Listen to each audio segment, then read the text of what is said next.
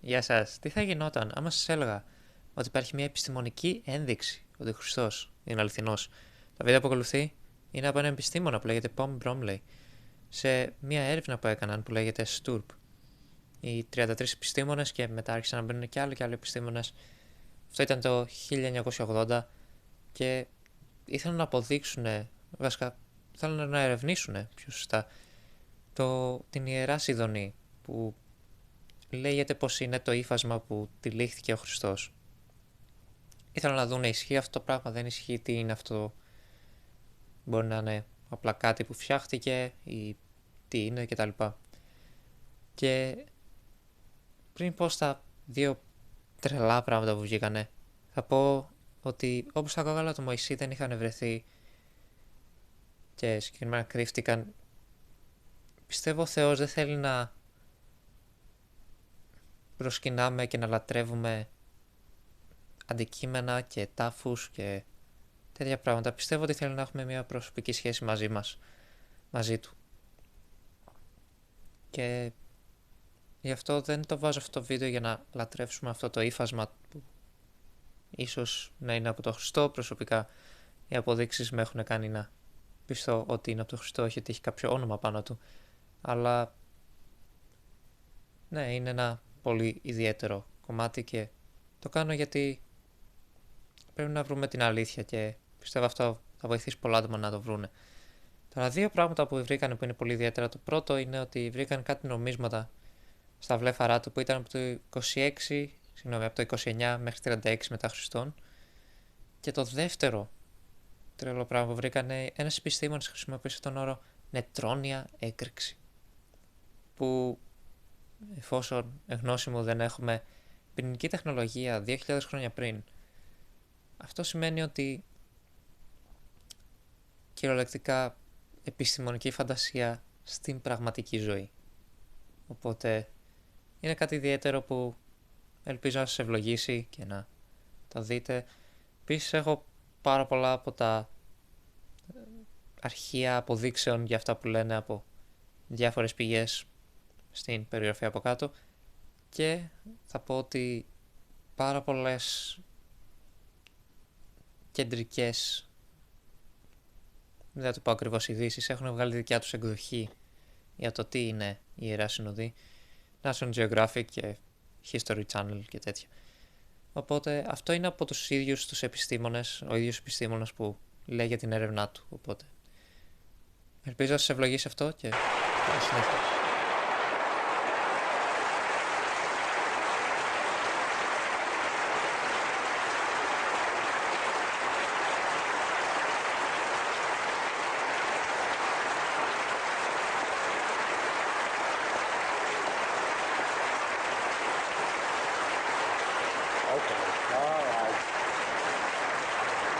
Frankly, I love it. But if you allow me to wallow in that, we won't get anything else done. I'm going to try to limit this to a time frame. That's all. So I got to forego the non-humility, if that's the right word. There's one thing I've got to say that's extremely important. It's just that we understand each other. I cannot tell you who this man was, and neither can anyone else. Science is never going to be able to say that we can prove the name of the man that was once upon a time wrapped in the Shroud of Turin. Simply because science, by the very nature of the thing, is forced to deal only with facts. You can't make wild guesses. At least you're not supposed to. Everybody does. You only get excited when someone else does. But no matter how long you talk, and my record is somewhere between 6.5 and 7 consecutive hours. And I don't think I repeated myself once in that length of time. I'm not going to do it tonight, obviously. But you can talk that long about the cloth, the information coded into it, the man that really was once upon a time wrapped in it. But if you're going to be honest, and that is the name of the game, sooner or later you have to say that nowhere in the cloth is there a name. Nowhere does it say this is a photograph of. I can't tell you who he was. There's no way that we can ever tell you that this or any other portrait is that of Jesus of Nazareth, simply because we do not know what Jesus looked like. We don't have his fingerprints, we don't have his blood type, we don't have his dental structure. We don't even have a good description of him. Painting and sculpture were forbidden to the Jews. It was against their religion. And for some reason that nobody really understands, none of Jesus' four biographers, Matthew, Mark, Luke, or John, bothered to tell us what he looked like. All we know about Jesus from the Bible is that he was young. He was between 30 and 35, and he must have been built like a bull. He was a carpenter in the days before there were lumber yards. If Jesus wanted a board, he had to cut the tree down. If they had a little money in those days, they'd have a donkey to drag it into town. We can show even historically that Jesus was among the extreme poor. The best that he could ever have hoped to have done would be to cut that tree down to a size he could handle, put it across his shoulders, and carry it. He had to have been built like the lumberjack that he really was. But that's really all we know about him. So once again, there's no way that I can ever tell you that this was Jesus of Nazareth. But you should also know that the vast majority of court cases are not won on direct evidence. It's very seldom that anyone might come forward and say, he committed the murder. I watched him do it. I only know of one murder that was ever committed on television, although I did watch that one. But this is why we have police departments, detectives, to put a case together and pile up circumstantial evidence, piece by piece by piece, until the weight of that evidence is so great that it's impossible not to render a verdict. And that's what we're doing. If nothing more, the Shroud of Turin Research Project has become the biggest piece of scientific detective work that the world has ever seen. And tonight, here, you're the judge and you're the jury. And I'm not being cute. It's only a statement of fact. The only promise I'll make you this evening is that I'll tell you the truth. We'll give you facts and data, a little bit of what we've accumulated, and you do anything you want to do with it. Truthfully, I couldn't care less. They tell me that that's a horrible way to start a talk, but I've started a great many that way, because it's truth. I know what I believe today, but I really can't make anyone else agree with me. All I can do is what I did. Give you the information, a bit of what we've got, and then you decide, if you think you can, who was he? What, if anything, does he mean to you? The Shroud of Turin is a piece of linen cloth. It's 14 feet long, 3 feet 7 inches wide, and obviously carries on its surface the image of a crucified man. Without question, it's the most controversial thing that the Roman Catholic Church ever got their hands on. They never actually owned it until last October. The cloth has been privately owned since the 1400s by the House of Savoy. The ranking member in Savoy was Umberto, King of Italy, deposed, living in exile in Lisbon, Portugal. When he flew out of Torino one step ahead of death in the late 40s, he left the cloth behind in his private chapel. That chapel today is the Cathedral of Turin. It came under the protectorship of the Archbishop, and that's where the name came from. Turin was the ancestral home of the Savoys for centuries. Umberto died about a year and a half ago. Instead of giving the cloth to his daughter, as his ancestors had done, he willed it to the church. They finally got legal possession of it last October. But they never did make up their mind if this is really the cloth that Jesus was wrapped in for burial or not. They've actually fought wars over it. It wasn't until 1968 that Pope Paul authorized formation of a team of scientists, international in scope, to examine it and try to determine once and for all, genuine or bogus. The first time they ever gave a so-called relic to science. Some of us think that it's rather strange that no one ever called this team together. To the best of my knowledge, not one man or woman on it today was ever appointed to it. And yet today, for without question the first time in history, every discipline of science is involved to the utmost of expertise and technology, equipment and brains, on a non-military project. You couldn't stop this if you wanted to. Someone at the Air Force Academy has said that we used to think that the strangest thing in the universe were the black holes of space. Today, we know it's a 14-foot-long cloth over the altar in Turin. But that's your decision. The cloth turned up in 1352 in a two-bit little village in central France called Lirey, L-I-R-E-Y. I find I have to spell things occasionally. You might have guessed by now I'm a New Englander. Someday the rest of you people are going to learn to talk English like us. And obviously the first question to be answered when the team did come into existence was if this thing really is the burial shroud of Jesus, what was it doing in France? Where was it for 13 centuries? The tracing was volunteered by a couple of men in England, Dr. John A.T. Robinson, Bishop of Woolwich, Anglican Church, Dean of Trinity College, Cambridge, and a historian from Oxford named Ian Wilson. They volunteered to try to trace this using art and literature. It was Ian who discovered that every one of the masters, you name him, Michelangelo, Botticelli, Da Vinci, whoever, used that face for his model of Christ. That's why you think you recognize him. You've seen that face 1,000 times. One man has made Jesus an Italian, someone else a Frenchman, a Dutchman, a Greek, a woman. They've romanticized him. They've done everything imaginable to him. I think virtually everyone knows what Picasso did. But they've copied details which couldn't have been taken from anything in the world but this cloth. The conformity is true all the way back to the year 500. Prior to the year 500, there isn't any. And it makes sense. Once again, one painter gave Jesus the face of a 12-year-old kid. Someone else gave him a beard the color of mine. I've already said your guess is just as good as mine is what Jesus actually looked like. And yet, for some reason, it appears that the entire church, east and west, by the year 500, had reached the conclusion that this was the true likeness of Christ. Ian turned up a letter written by a Greek bishop, a man who lived and wrote around the year 300, 325, Eusebius of Caesarea, a prolific writer. He did a lot.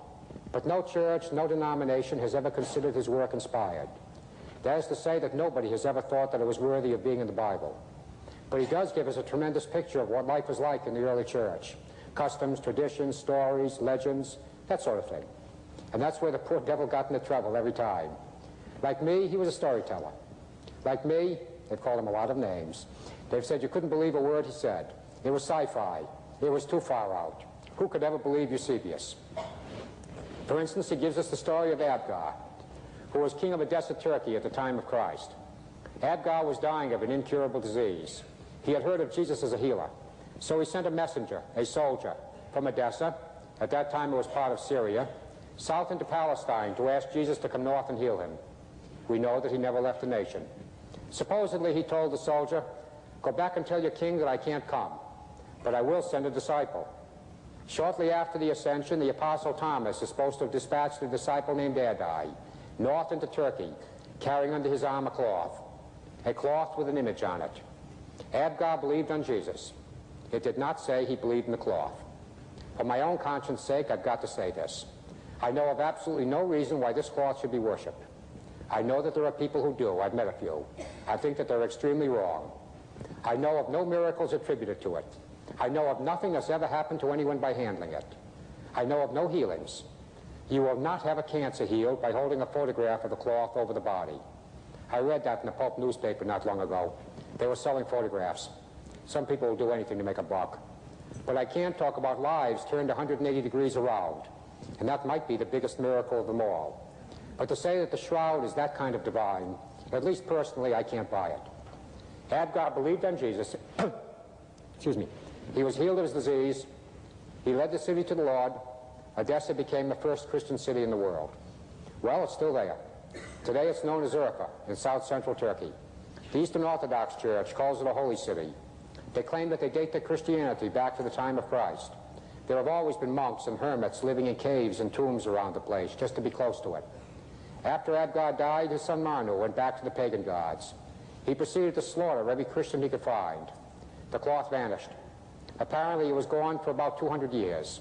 Then somewhere around the year 300, there was a disastrous flood in south-central Turkey. Part of the city wall washed out.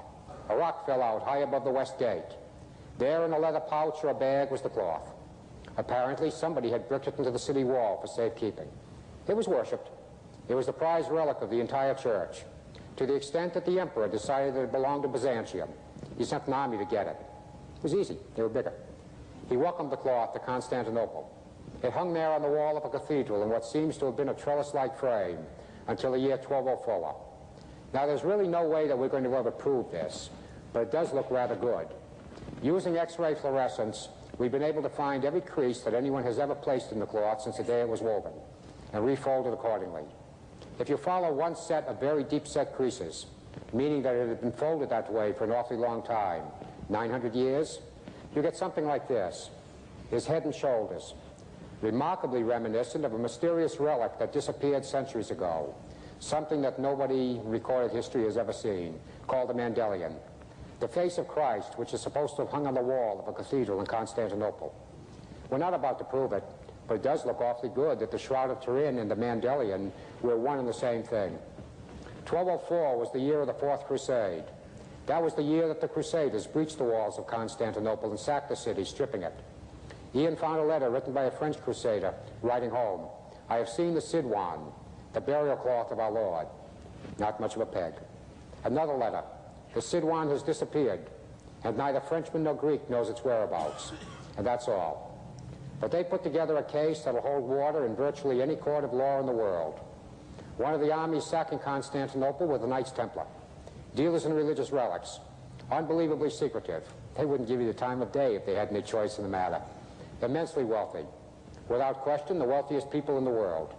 They had built castles all over Europe and the Middle East just to house their money. Ultimately, this is what destroyed them. They were also perfectly capable of stealing anything they wanted if they wanted it badly enough. And it's perfectly easy to imagine a crusader finding the cloth hanging on the wall, literally ripping it off, shoved under a leather jerkin. It's on its way to France. Circumstantial. But around the year 1300, the Templars were in awfully big trouble. That money of theirs was driving the King of France right out of his mind. They had more than him. And somewhere there's an unwritten law that no one should have more money than the king. All he needed was half an excuse to get it. He got that excuse when the rumor went around France that the Templars were idolaters. They were worshipping a face, the face of a bearded man on a cloth. I'm not certain that anyone has ever proven that the king made any real attempt to find it. He didn't want it, he didn't need it, he couldn't have cared less. He had what he wanted. He got the money, not without a good scrap, but he got it. He pulled a pre-dawn raid that would have made Hitler proud of him. Rounded up every Grand Master of the Templars, he burned them all alive at the stake for idolatry. Every man died protesting his innocence at least to idolatry, but he died. The last one to go up in the flames was a man named Geoffrey de Charnay, the first Earl of Chambray. Within a very few years after he died in the flames, the second Earl, also Geoffrey, placed the Shroud of Turin on public display. Since then, Roman Catholic record-keeping is phenomenal. They can almost tell you the name of every individual who's even looked at this cloth for almost 700 years, proving beyond the point of argument, whatever this is, however that image came to be imprinted on it, it very definitely happened before 1352. Not too long ago, while renovating a castle in England, a place in Somerset called Templecombe, the home of the Knights Templar in England, found a board with his face on it, dating back to Templar days. They had it. However they may have gotten it, the Knights Templar had it. At the same time that John and Ian had been doing their thing in England, and they weren't alone. In Zurich, until he died about a year ago, was a botanist by the name of Max Fry. Possibly half of us here tonight are old enough to remember the name. It was on the front page of every newspaper in the world a while back. Max headed up the commission of criminologists that investigated Dag Hammarskjöld's death. That's what he was, a criminologist, working for the police departments all over Europe, special consultant to the UN, the kind of a man that would take a dust sampling off of your clothes, tell you where you went, what you did, and the other person's first name. He was positively dangerous. He saw a highly enhanced photograph of the cloth. He saw what he thought was pollen caught in the weave, and that was Max's field. Pollen, you probably know, is just as identifiable as your fingerprint. There are no two types of plants producing a pollen that's even slightly similar. If you find pollen, you know what kind of a plant it came from. If you know where that plant grows, you know where the object has been. It's that simple. We've got pollen caught in the weave of every item of clothing we have on tonight that's been exposed to the open air. It's microscopic, but you're not going to get it out by washing it or dry cleaning it. It's there. If you're smart, you keep it away from people like Max. They might tell you too much about yourself. It's almost a literal miracle that in '72, he asked for and he got permission to take a dust sampling off the cloth. He identified some 28 types of pollen in that first sample. It was no tremendous surprise to anybody that the first one he definitely tied down was a type of beech, growing exclusively in northern and central Europe. Big deal. The cloth turned up in France. He found pollen from plants that grow nowhere in the world but Italy. It's been in Torino since the 1400s. He found 8 types of pollen from plants that grow nowhere in the world but southern and central Turkey, in the area around Constantinople, proving that France is not where the cloth originated. And maybe, just maybe, Eusebius wasn't the bull artist they've been calling him for so many centuries. It could very well be that he knew exactly what he was writing about back in the year 300.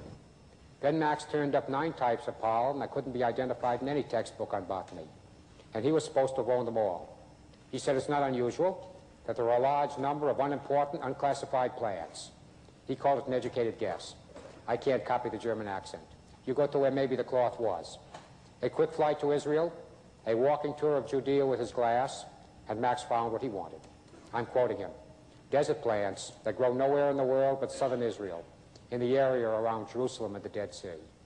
In my professional opinion, at some time in its history, this cloth has been exposed to the open air in Italy, France, southern or central Turkey, and southern Israel, in the area around Jerusalem and the Dead Sea. Since then, several more samplings, a lot more pollen. They fill in the gaps, they tie it all together a lot tighter. But then, sitting with his microscope in his living room in Zurich, he did what never crossed anybody's mind. It was strictly a bonus, a gift. Max had taken the cloth backward in time 1,000 years. He had found fossilized pollen from plants that had been known to be extinct since the early centuries.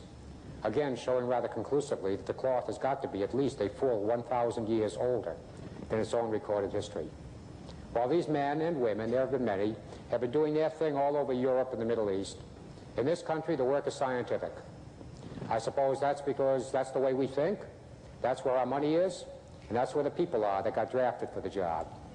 And there's no two people on this team ever get together in the world anymore without the question coming up almost immediately. Why now? Why us? You see, almost nobody wanted anything to do with it. In 1978, the mildest thing I called the Shroud of Turin was garbage. When Dr. Demihaller called and asked me if I wanted to get involved with him in the work that was about to start, I asked Tom if his brain melted. Thought I was clever. He's a nuclear physicist. I said, "You're crazy. You've gone stark." He didn't think it was funny. He said, "You've gone stark raving mad. It couldn't possibly be real. Even if it is real, what's it good for?" Well, thank God Tom didn't listen to me. Maybe that's why he's a presidential advisor and I'm not. That's also spelled, if you didn't realize it, S-T-U-P-I-D. I'd made up my mind before I knew anything about it. Preconceived opinions, one of the dumbest things anyone could possibly do, to make a judgment before you know anything. But I did it, so I can't say anything. As I said, thank God they didn't listen to me. I came in on his coattails, kicking, screaming, and maybe even using a little Old Testament language. But I quickly found out that virtually everyone else agreed with me. With the exception of only a few men from Rome, really all anyone wanted to know was who did it and how. The how part is still extremely intriguing. One of the team gave an interview to the New York Times not long ago in which he said, and it was truth, that everyone went to Italy expecting to set up their equipment, work for 15 minutes, pack up the equipment, and come back home. Today, the burden of proof is on the skeptic. That, too, is truth. Nobody funded us. We didn't get any money from the church. None of the trusts came through with anything substantial worth talking about. I started doing what I'm doing tonight almost 6 years ago, hitting every campus, every trust, every foundation that would let me in to talk, to try to raise a buck. Initially, houses got sold, cars are gone, television sets disposed of. The money went into a common kitty to pay the bills. You really have disappeared fast. You really haven't lived until you've seen a nuke from Los Alamos on his thumb because he hasn't got the price of a plane ticket and he sold his car. But he said, this is worth anything. We'll never in our life do anything bigger than this. He'd been in the Mariner space program, putting the team on the moon. He still thinks this is bigger. I do too. But that money disappeared very rapidly, but we paid for it with the $5, $10, $100 contributions of individuals. The labs, you all know them. Los Alamos Scientific, the world's biggest. They made the A-bomb. Pasadena Jet Propulsion, JPL. They're giving us the pictures coming back from Saturn, Jupiter, the spacecraft. The Air Force Academy at Colorado Springs. The Air Force Weapons Lab at Albuquerque. Brooks Institute of Photography, McCone Associates, Brookhaven National, half the universities. There's a paradox involved. It means absolutely nothing. But I think you have to admit it's a little bit different. Virtually every man and woman involved in this project is involved, one way or the other, in the development, the assembly, or the distribution of the bomb, working on the shroud of the Prince of Peace. As I said, it doesn't mean a thing, but it is a little weird. Those labs are merely where the people are working tonight. I'm talking, they're working. The military is not financing this, neither is the federal government. But I've said it on many a campus and overseas, I'm not the least little bit ashamed to be an American. Where else in the world could something like this happen? That we have the use of the most sophisticated equipment that the world has, assuming Russia doesn't have something better, and we doubt it, on a non-priority basis. That merely means that if the military isn't using a certain piece of equipment tonight, you can almost guarantee that someone on this team has it. Just do it on your own time, pay your own way, and for God's sakes, don't use military stationery. Where else but the States? I can't begin to tell you what they found. There simply aren't enough hours tonight. All I can do is give you an extremely quick overlook. something that might interest you. As early as 1898, an Italian attorney by the name of Secundapia took the first photograph of the cloth. He wrote that he almost fell out of his window when he developed his plate, because what should have been a negative turned out to be what we have here, a positive, proving that he had photographed a negative. Every time you take a picture, your new negative is the reverse of what you were looking at. Black becomes white, white is black. If he had a positive, he must have photographed a negative. Over the centuries, the image on the cloth had been described as vague, weak, indistinct, ephemeral, weird, made with unworldly colors. I'll buy the weird. It's only because light and shade are reversed. Black is white, white is black. More than 500 years before photography, the first photographic negative was not printed until 1857. This turned up in 1352. More than 500 years before photography, something had imprinted a photographic negative on a piece of linen cloth. When this team went to Italy in October of '78, over 50,000 photographs were taken. If you took a deep breath, somebody took a picture of it to record it. The pictures are a lot better than his, but all that anyone has proven is that Secundapia is right. The image is still a photographic negative. Mid-'70s, Air Force Weapons Lab, Albuquerque. A couple of teachers from the academy, John Jackson, Eric Jumper. Both had their doctorate, spatial physics, spatial engineering, captain, major, man of the space program, using some semi-secure equipment, a VP-8 image analyzer. The thing had been developed to map the surface of Mars and for military surveillance. One night, John took a slide of his face, put it under the camera, projected it through the equipment, closed-circuit television, and both men have said many times they know exactly the way Secundapia felt when he developed his plate, because they almost literally got blown out of their chairs when the image came out three-dimensional. We don't know how to do that to anything. Science simply hasn't progressed that far. We know how to put it in, but we haven't learned, I beg your pardon, we know how to decode it, but we have yet to learn how to put it into anything, let alone a piece of linen cloth. They took their equipment and their technique down to JPL. They scanned this frontal image, the same way a TV picture is produced. Scan a line, jump, scan a line, jump. The computer began to produce strips, bearing the configuration, the outline, the shape of the man in the cloth. John and Eric's wives and some other girls sat down with cardboard boxes and razor blades, traced the outlines out and cut them out. The girls have put together what, without any question, is the world's craziest jigsaw puzzle. 560 some pieces of cardboard. Assembled vertically, the computer had produced a three-dimensional image, you can call it a statue, of a man 5 feet 8 inches tall, mutilated almost beyond belief. And there's no other photograph on Earth that you can do this with. At the very least, what we have here is the world's oldest and the world's strangest photograph. You see, that's why the work must go on. There simply are no real answers. The man in the shroud has no eyes. I suppose you'd say, as I did, that they were closed in death. That's what I thought. Some people think he's staring at them. But it was a mind bender in '78 when JPL enhanced the face to the degree that you could see that where the eyes should be are a pair of circular blank spots, button-like objects. Until one of the archaeologists came up with the information that it was the custom of first-century Jews to put a pebble on the eyes of a dead man, to wait the lid shut until rigor mortis set in, to keep them from popping open. If they were wealthy, they might use a coin. These were approximately the size of a first-century coin. Joseph of Arimathea was wealthy.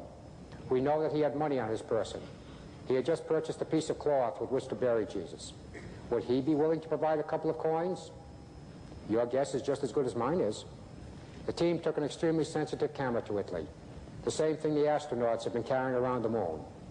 Two of the bigger labs in this country each gave us $1 million worth of specially made film for the work. We'd become professional beggars, too. But it worked.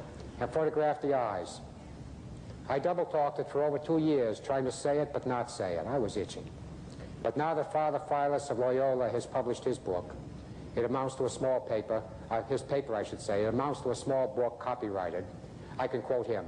He died just a short time ago, too, a month or so ago. We've got a rather high death rate in this project.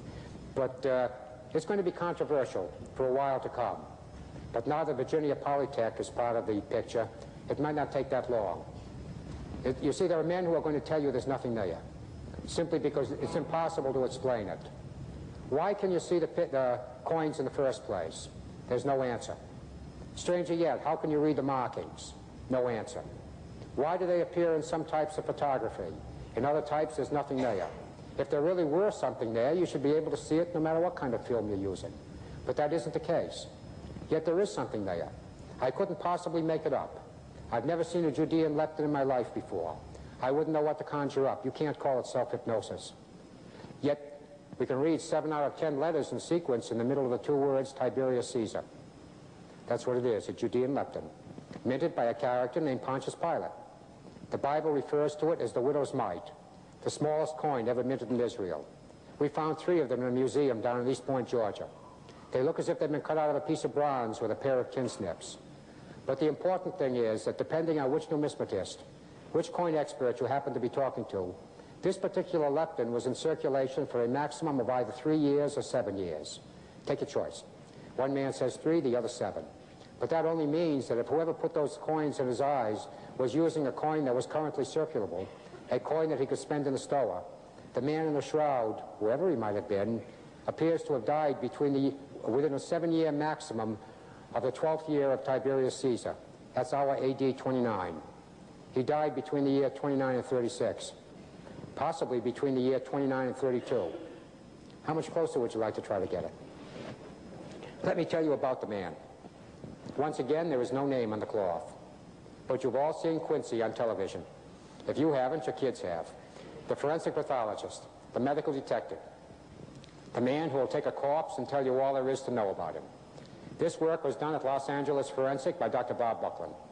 They have the rather dubious distinction of being the world's busiest. They get more corpses per hour than any other lab in the world. They know dead men.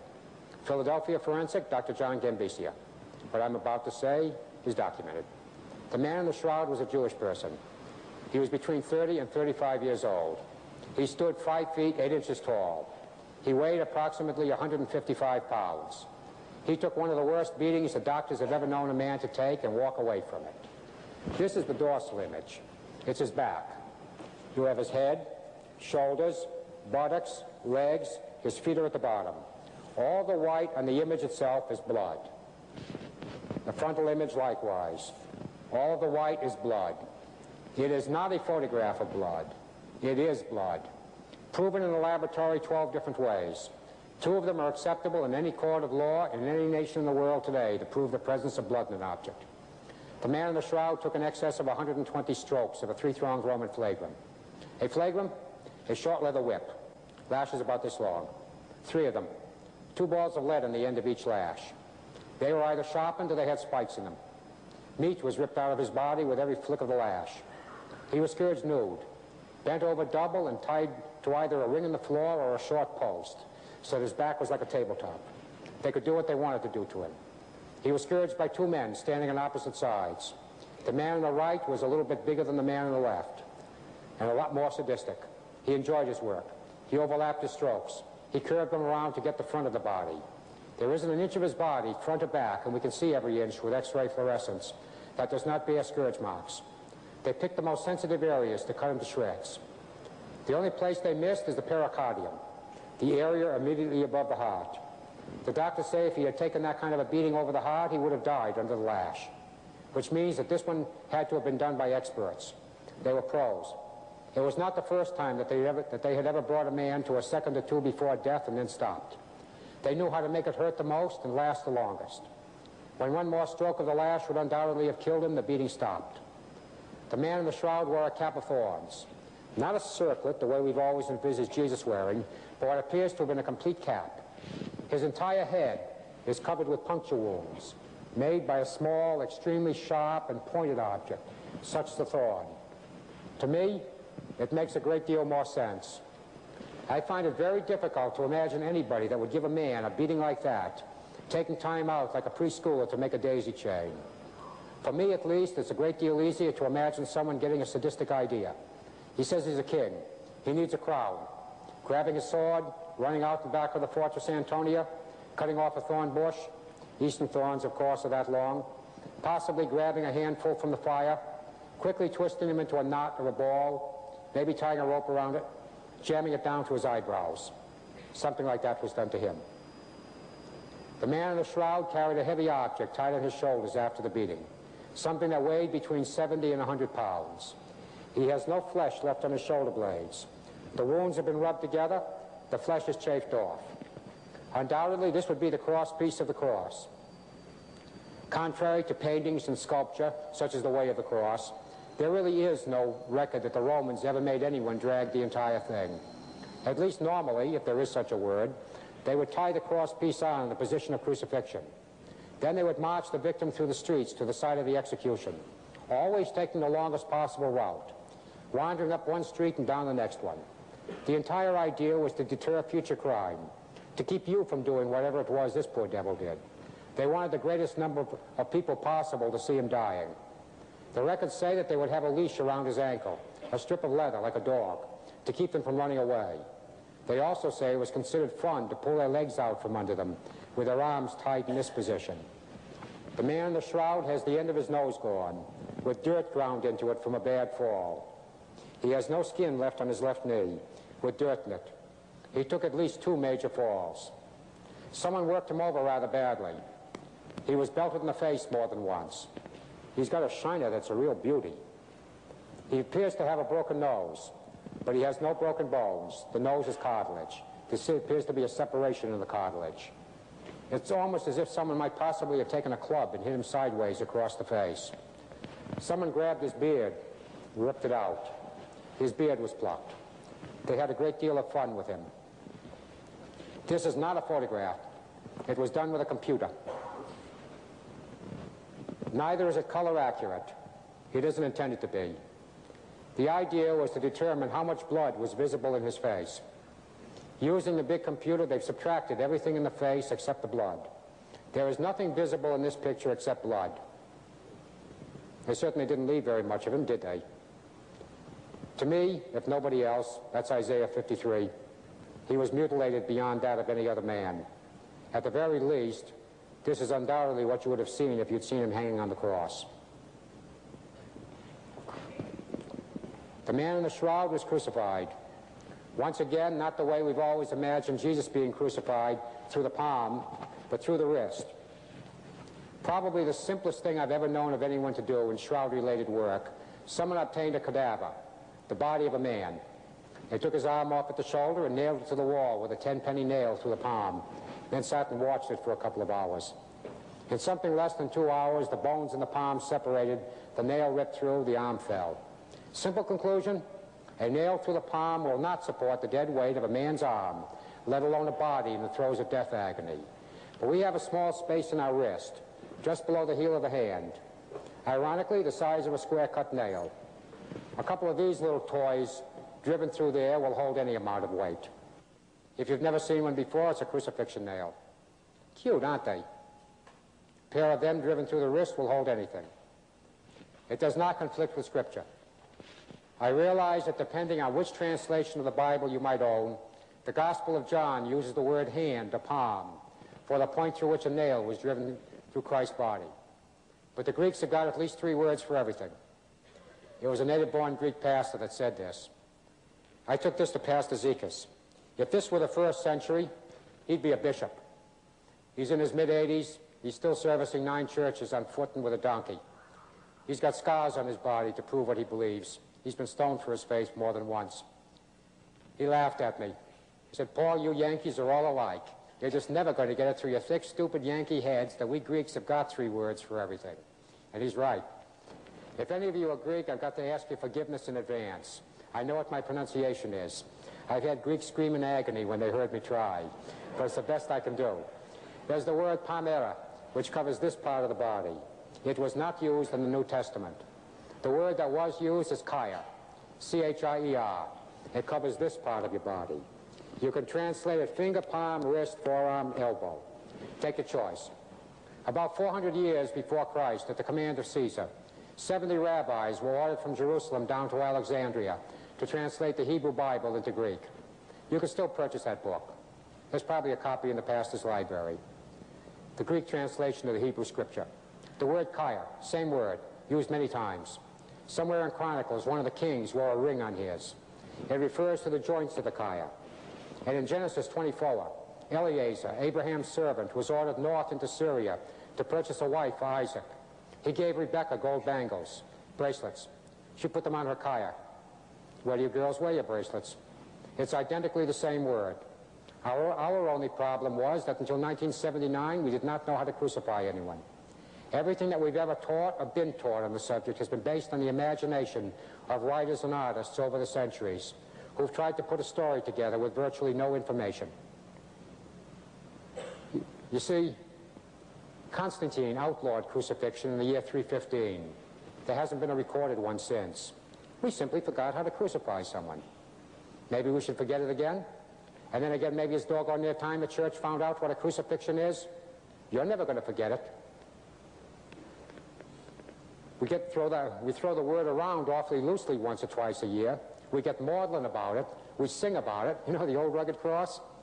And nobody had the faintest idea of how to do one. We had to learn. One of the doctors, older than I am, had himself crucified. Not one of those freaky things that you read about occasionally in the spring. He was tied on a cross. It was done under supervision. He was jacked up so that he could find out firsthand as a medical doctor what would happen to his own organs. He couldn't think of any other way to do it. He only lasted for seconds. They had to put an axe to it and take him down. The other one used skeletons. Today we could crucify someone and make it work. The only place that would work is the wrist. It does not conflict with the original language. And I'm assuming that most of you know, but I'll say it anyway, that the New Testament was originally written in Greek. There has always been an international language. Today it's American. If you can go anywhere in the world you wish today, and if you speak our brand of English, American East, you're not going to have a problem. It's a mandatory subject in Europe from the 4th grade up. The kids in the 7th and 8th grade speak more proper English really than we do. It's the language of business and culture. All the airlines operate in American once they're in the air. In the 1st century, that international language was Greek. Anyone with any kind of an education at all spoke it. Apparently, the writers of the New Testament intended that their work could be read in every language, in every nation in the known world. They wrote their letters and their work in the international language. Our problem is merely to interpret it, or to translate it. This does not conflict with the Greek. They used 2 nails in his feet. They put one foot flat against the upright, the way we've always imagined it. They drove a nail in diagonally, just below his ankle. It came out through his heel. They put the other foot on top of it and nailed the 2 of them together, lower down, through the instep. He ended up by taking 2 nails through one foot and 1 through the other. Loads of fun. But Dr. Gambisi approved with skeletons that that's the only way it could be done and make it work. If they'd used a single nail, the way we've always imagined it, the way the artists have shown it, the victim would have thrown his weight against it only once to push himself up and breathe. He would never do it the second time. Like the palm, the bones would have separated. It would have been over much too quickly to make the Romans happy. And this was intended to be the ultimate death. It wasn't. It came awfully close to it. The man in the shroud has an elliptical wound of about 4 centimeters between the 5th and 6th rib on the right. Is it a coincidence that 4 centimeters is the size of a Roman lance head? Whatever made it, lance, spear, javelin, penetrated diagonally upward and it went to his heart. A huge amount of blood that could only have come from the heart, as well as a thin watery substance, more water than blood, flowed out of the wound, separated, flowed across his back. The doctors say it proves 2 things. The man in the shroud did not die the usual crucifixion death of suffocation. Neither, of course, did he die of crura fracture, smashing the bones of his thighs with a club so that he couldn't push himself up to breathe. He died of cardiac arrest. His heart just stopped, for whatever reason. He was dead before the weapon went in. Who does it sound like? We had to do what I honestly don't believe has ever been done before. We had to look at the Bible in a totally unique manner. Tom DeMahala woke up in Italy one night in a cold sweat, rolled off of his cot, grabbed a clipboard, started to run. The one thing that nobody had thought to choreograph before the team left the States. His thought, what if everybody but him turned out to be a Roman Catholic? Seriously, can you see the headlines? Bias, prejudice. They made up their mind before they left the States. The team actually turned out to have been about 20% Roman Catholic, every mainline Protestant denomination, some non-mainline, Mormons and Orthodox Jews. But many said that that's only the way they were brought up as kids. In actuality, they were agnostic. Maybe God's real, maybe he's not, who knows, who cares, we don't need him anyway. An agnostic. But we have to look at the Bible not as atheists or agnostics or cynics or skeptics, not even as believers. The 2 or 3 of us that might have had the guts in '78 to stand up in public and say that we were believers had to be the devil's advocates. We had to look at the Bible strictly as research people. That's what I mean unique. This may truly be the first time in 2,000 years that anyone has ever gotten into that book without trying to prove something. And we weren't trying to prove a thing. We were not trying to prove it right, nor were we trying to prove it wrong. We couldn't have cared less. All we wanted were the answers to a couple of questions that in 1978 seemed to be good ones. Still do. Does that book say anything about a cloth with an image on it, or the mechanism that might have produced the image? Because I think you would believe that if this thing were really around in the first century, somebody should have recorded it. And yet on the surface, that's not the case. We had to take the entire crucifixion resurrection story apart, almost a word at a time, in the original languages, only looking for answers to our own questions. Go back as far as we possibly could, read everything we could find. Philo, Eusebius, Irenaeus, Polycarp, Flavius Virginius Renatus, the entire Jewish Talmud. There's a beauty for you. I'm not sure I really recommend it, but it's an experience reading it. 18,000 pages of Jewish law that jumps from one subject to the other on every single page, and there's no index. Guess who got that job? Oy vey. And that's a good Jewish term that means exactly that, oy vey. I've got the greatest collection of useful information you could ever ask for. I could tell you how to kosher meat, hang on a phylactery, burn a girl who's been caught in adultery, or bury somebody according to first century Jewish law. But you see, facts, truth, is the name of the game. Tradition is worthless. I know there are people here tonight that would disagree with that totally. But tradition cannot be trusted. More times than not, it's been proven to be a daydream, we'll say. You've got to get truth. You've got to get facts. No matter how long it takes, no matter how much it costs. Truth is really the name of the game.